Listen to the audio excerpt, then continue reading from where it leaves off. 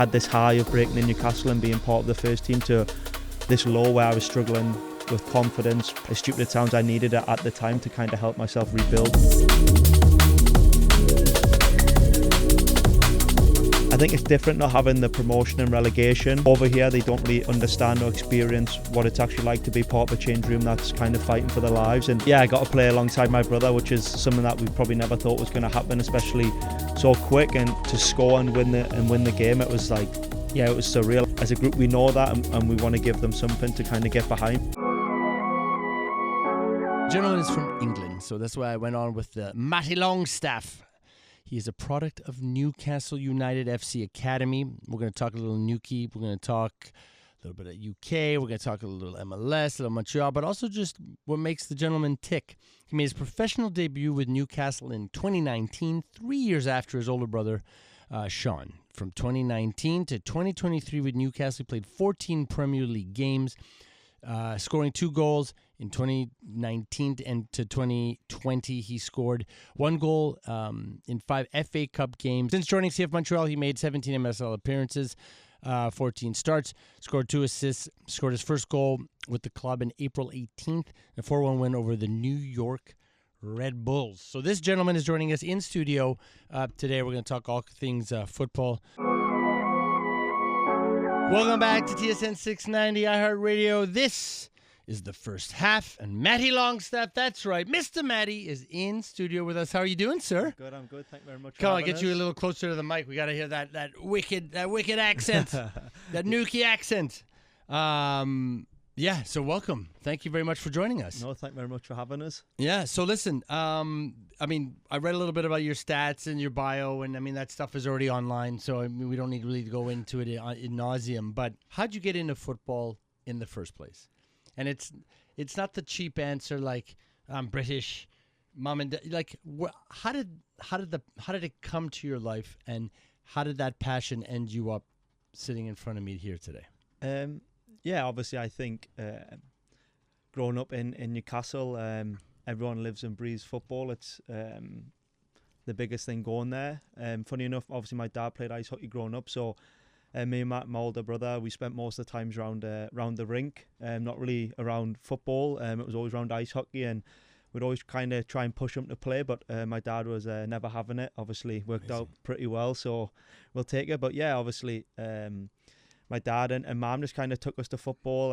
Obviously, I followed my older brother, Sean, so he went in, started training. I just kind of would go to his training sessions and join in, and yeah, from there just kind of loved it and just carried on playing. But from how there. like you said, your brother sort of made the first leap, yeah, then you followed suit on that path. Did you think you were going to end up traveling? When you're training from as young as I remember, I think I joined Newcastle Academy at under 10s or so, and once you get in, you just try and be the best in that age group or one of the best. That was always my mentality. Yeah, and my dad was always pretty tough on us as well as my mum in terms of having good standards. And I think it wasn't about trying to be the best and looking so far ahead of, I want to play in the Premier League, I want to do this. I think when you're so young, you're just trying to be the best player in your group, trying to improve. Like naturally, like a kid. You just want to be exactly. The best in the yeah, on you just on want the to pitch. play, exactly, yeah, and then and it just progresses throughout. I think I was lucky in a way when I was a bit younger. I had a few tough challenges with certain stuff, maybe getting left out of squads when the rest of the team got picked in that, and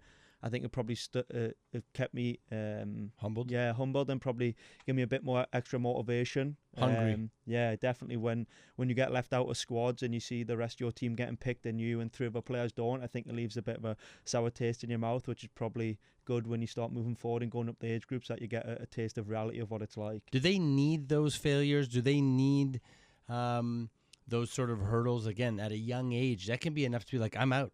I'm not doing this anymore. I'm going to do something else, or, I'm going to move on another path. Yeah. No, definitely. And I think as a young player, whether you like it or not, it's going to happen. So you better be ready to react the right way, because it's probably happened to lots of people who are younger, and they probably don't respond the right way, and it probably hinders them in trying to make it as a professional. As you said, I was always lucky having a good family and my mum and dad, where these things would happen, and it was rather than trying to comfort you and this, it was kind of telling you the home truths of if you haven't been at a good level or you haven't been one of the better players in the group, then this is what you get. To have both brothers at the old, like this age group that we're talking about, being professional footballers, is there something in the water? Is mom cooking something special? No, but that's not coaching at that point. At that point, there's something within the DNA and mom and dad's sort of push in the family. Yeah, no, maybe obviously, you see it you see it happen a lot. I think maybe for me, I was lucky in a way that I kind of saw my brother. He was always the best player in his age group growing up. So I was probably lucky in a way that I was always watching him. If I wasn't training, I was at his training sessions, and I was always trying to be better than him.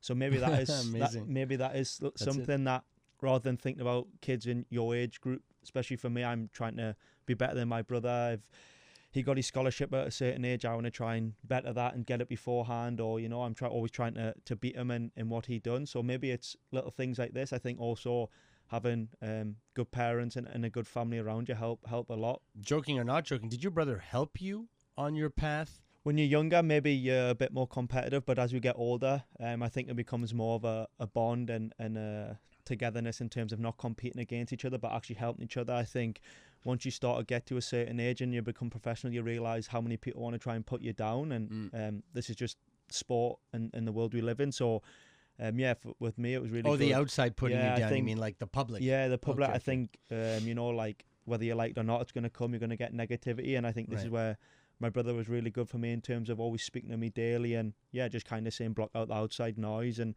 focus on what you can focus on, because obviously he's been through it, so it was really good. And obviously even to this day we still have a really close bond, and we're on the phone most days speaking about his games, my games, what we can do better, things like that. So I think fantastic. It's something that we're really lucky in having each other, because obviously you can talk about parents, whatever, but openly my brother and I have both kind of experienced the same things, and and you kind of bounce off each other. And as I said, he's probably why I am where I am today. Cool.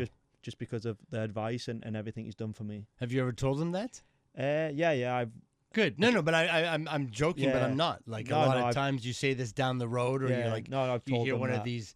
Somebody watches this fantastic show like the first half and sees a clip and like, oh yeah, cool. I realize sometimes you don't say it to somebody's face. Yeah, no, definitely. They're always talking on the out. For those that do know, the FA Cup is historic. Yeah, like historic. So that must have just been mind blowing being involved in one. No, it was unbelievable. When I was in Newcastle, we played Rochdale. I think they were like bottom of League 2 at the side, and we were the Premier League team going away, and everyone's expecting you to go and hammer them. And you arrive to the stadium and the place is bouncing, the fans are going, and I think we end up drawing the game and having to force the second leg at home at St James's Park. But I think it just shows like the magic of the cup, and everyone speaks about it, but I don't think you truly believe it until you're part of it as a player or a fan. And I think after that day, it kind of made you realise how big the competition is, and the upsets that happen are so good. What's getting you to North America? How does that turn sort of happen? You're like, okay, here's what I was doing with the white and black, and now no. So I had a few loan spells that didn't go the way I wanted it, and I ended up getting an ACL injury, which is a big thing, when I was out on loan. So I ended up being out for like 17 months, which is a long time. So I done my rehab at Newcastle, and I become a free agent, and my rehab took a while, and I had a physio called Alex. She was unbelievable. She kind of got me in probably the best shape I've been in, even before I was fit. Shout out Alex. Yeah, you're not wrong. Shout out Alex and Newcastle for looking after me. So I just kind of was rehabbing one day in Newcastle, and John Herdman, the Toronto manager, was in seeing the sporting director Dan Ashworth at Newcastle, and it must have been like 6:30 at night. It was late, and I just finished a session on the pitch, and I bumped into him randomly, and Dan kind of made a joke. Ashworth kind of said, like, do you need a centre midfielder? He's a free agent. And John kind of said, like, I'd love you to come. And then it went from there. So it wasn't really a joke. Yeah, no, it ended up becoming pretty serious. And then I kind of finished off my rehab, and next thing you know, I was flying across here, trained with Toronto, and then obviously ended up signing. Yeah. But I was looking to try and come abroad after the injury anyways, just to try and get away from England and experience something different. So it was already a thing that we were looking at different leagues, and the way the schedule works over in MLS, it worked pretty well in terms of the calendar. It was coming to an end in England, but it was just starting here, and I'd already missed 17 months, so I just wanted to start playing games as fast as possible. Get in there, especially now that you're training on the pitch and you're getting a rhythm. You get in a rhythm. What would be something that you'd be like, man, things have changed really rapidly, and other things have, just a slow boil. It's still in progression. No, the thing I love about the league, especially, is how tight it is and how close it is. Like, you talk about England, where the top team compete with the bottom team, but it's not to the level that it is in the MLS. Here the top place team can come to the bottom place team, and literally, like, you don't know what the result's going to be a lot of the time. So I think for me, this is why I love the league so much. I think it's different not having the promotion and relegation. You think the fire's different? Yeah, for me, I obviously I understand why it's not here in all of Canada and America and all other sports. You don't have it, so I understand it, but I think you lose that little bit of, not competitiveness in the league, but I think when you're in a relegation fight or something like this, there's a different feel to the place, there's a different feel to the players, and in England, if you're going to get relegated, you're going to lose half your money.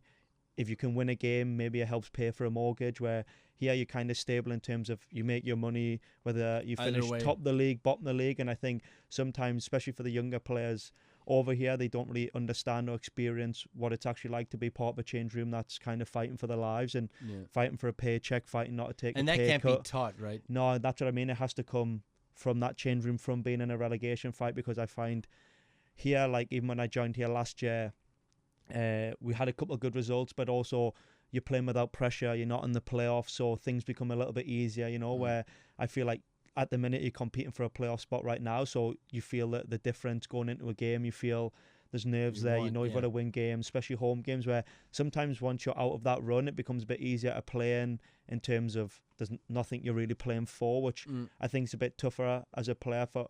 And it becomes, in North America. Yeah, North America. And maybe it becomes a bit easier to play in them games, where I feel like, especially in Europe, especially in England, like when you're playing and there's that feel of a relegation coming, or you're fighting for Europe, or you're part of a squad that can finish top 10, like there's a different fight to it, you know what I mean? So I think that's the biggest difference I've experienced here, is you can kind of get comfortable after not being or not having a successful season, which I'm not like, I don't love. Even I went on loan to League Two in Mansfield in England, and I went in League Two to Colchester, and one team, my first year, we were fighting for promotion, and you're fighting to get promoted, and you're fighting to make the playoffs, you're fighting in a final to go up, and I was part of a team that wasn't as successful, and we were near the bottom fighting relegation, and you have these feelings where I feel like, sometimes win or lose, you don't really see too much of a reaction, because it can be quite comfortable at times, which I think, as I said before, it's something that I probably miss a little bit coming from Europe. For your own one, give us, let's say one negative, and then we'll go into a positive, then we'll go to commercial, and then we'll come back to some of the stuff.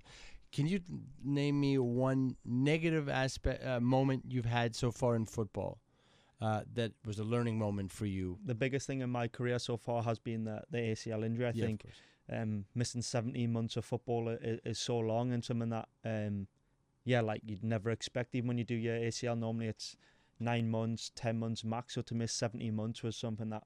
Because it was so bad, or because it just kept repeating it? No, you couldn't so fix? I done it, and I had a first operation, and then the leg wouldn't straighten, so I had to have a second operation 3 months in to straighten the leg. But so it's like a restart. Yeah, it was like a restart. So yeah, it was probably the toughest moment I've had in my life, full stop, with everything I've done. But it's probably something that I look back on now and think, like, as stupid it sounds, I needed it at the time to kind of help myself rebuild, because I had this high of breaking in Newcastle and being part of the first team, to this low where I was struggling with confidence playing wise, and I went on loan and I didn't do as well as I wanted at my first place, and then I done well my second one, but my third one I was poor again. So I think the ACL, although you don't want it to happen, when I look back now, it's something that probably needed to happen to help me reshape my mindset and my body. Yeah, as I said, like the mental side can be so tough, but I felt so fortunate to have the people around me that I did to kind of swing it in a positive way. And now we're talking positive. Exactly. So perfect segue, brother. You're ready for radio, man? So positive, name it. Give us something, one of the most, because you're going to have plenty more. Yeah. So up till now, one of the more positive moments, something that you'll never forget in your footballing career. No, I think the one I'm never going to forget is probably my debut in the Premier League against Man United. Getting You throw up? Were you all like... Yeah, it just felt like a blur the full day. But yeah, I got to play alongside my brother, which is something that we probably never thought was going to happen, especially so quick, and to score and win the game. It was like, yeah, it was surreal. I remember from the moment I woke up to going to the stadium, I just had this like really good, positive feeling of like. And it's probably why I done so well, because at that age you're just a kid with no fear. You have nothing to lose. No one knows who you are. You've never played before, so you just go in there free will. Whatever happens, happens. Matty, this is amazing. I love this insight. I really appreciate this. World Cup's coming around. Okay, so first of all, let's get this on record just to make sure. What team will you be supporting? England. Say it again. Obviously England. It's coming home. England. It's coming home. Oh, it's coming home, like I said at the opening. Back your country, and I think you see the talented players we have, and obviously, as I mentioned, you watch the leagues. Well, I watch the Premier League and all the other leagues, and you see the quality we have there, and they've obviously got a really good manager in Thomas Tuchel. So, I mean, you're praying, obviously, tournament football, anything can happen, but I'm praying for England to have a good run and go and win it. The one thing I like to ask, and then we'll just get to 12 questions, because I think we could go on and on, but the show isn't long enough. The fans, supporters, how important are they for a club and its energy? No, for me, fans are probably one of the most important things to a club. I think especially when you fill stadiums, and whether it's obviously here towards the end of last year, we got some good crowds, but I would go more going back in England when I played there, and you go to a full place and the place is bouncing and the atmosphere is alive. There's nothing better. I think as a footballer, for me, that's probably one of the reasons why you play the game, because it gives you a feeling of the stadium being packed, the fans singing. It gives you a feeling that nothing else can really give you. So yeah, for me, I think the fans are probably one of the biggest things to a football team. And yeah, as you mentioned, as I was saying before, like when you go to a stadium and your own home stadium and the supporters are behind you and backing you and making noise and stuff, that there's no better feeling. It's key, right? Yeah, there's no better. Do you get a chance to talk with some of them here in Montreal? I probably haven't spoke to loads here, just in terms of the time I've been here, and not enough time, but yeah, okay. And then we start the time of 7 on the road, but the fans that I've met here so far have been really good, and phenomenal. It sounds a bit bad because we didn't start the season very well. We're not stupid, so we understand there's going to be a little bit of negativity, like that's rightly so. We deserve it, but I think like from what I see from the fans, it's like it's a group of it's a fan base that's waiting to love us and like us. You know what I mean? Like it's they give. You just need to give just enough. Like as a group of players, we need to give them something. You know what I mean? And fingers crossed that the last few games have been a part of have been pretty good in terms of results, and obviously the one in Atlanta wasn't great, but this is part of football. You're not to play well every week, but I think they're waiting for us just to give them something, and as a group we know that, and we want to give them something to kind of get behind, but we know that it starts with us players before we can start selling out the stadium how it used to be. And like you said, you're on the right track. 12 questions here on TSN 690 iHeartRadio, the first half. Matty Longstaff, are you ready? Question 1. What is your favorite film? I'll go with the Harry Potters. Number 2, what is your favorite song or band? I'll go with Sam Fender. Number 3, favorite sports team? Newcastle United. Number 4, favorite athlete, dead or alive? I'll probably go Steven Gerrard. Stevie G! Stevie G. Number 5, what is your favorite food? I'd probably go fish and chips. My man. My man! There's no wrong answer, but that's a very good, very good answer. Number 6, what is your favorite drink, alcoholic and non-alcoholic? I'll go cherry Diet Coke, alcoholic. I don't drink too much. Maybe an amaretto sour or something. A lot of cherry. You're into this cherry, huh? Crazy ginger. Number 7, what would be the first thing you would buy if you won the lottery? Maybe a holiday home somewhere. Amazing. Number 8, dream trip. Probably somewhere to watch the Winter Classic ice hockey. This ice hockey thing is phenomenal. We got a lot to talk about. Number 9, how do you deal with stress? Normally by speaking to the family or playing a little bit of Xbox. But sometimes it brings too much stress, the Xbox. The Xbox brings more stress to your stress. I love it. The first half after hours, number 10, pajamas or no pajamas, No Mr. Matty? pajamas. No pajamas? Didn't even hesitate. Ow! It's getting crazy. Number 11, what is your favorite fashion brand at the moment? About blank. Oh, very cool. Name one thing you cannot live without. Family. Smart man. Never veer from the family answer. And a little quick one we like to slip in, 12.1. I need one word to describe football. So football is... Enjoyment. Beautiful. That is great. That was 12 questions here with Matty Longstaff on the first half. Thank you again. Best of luck this season. 3 Lions all the way. We're going to get together if you're in Montreal. We're going to watch one of those games. We're going to do a commercial break. When we come back after this, we will wrap it up and talk all things Prem and a little Champions League. Who's going to win with Mr. Luca? I want it on record. We'll be back after this.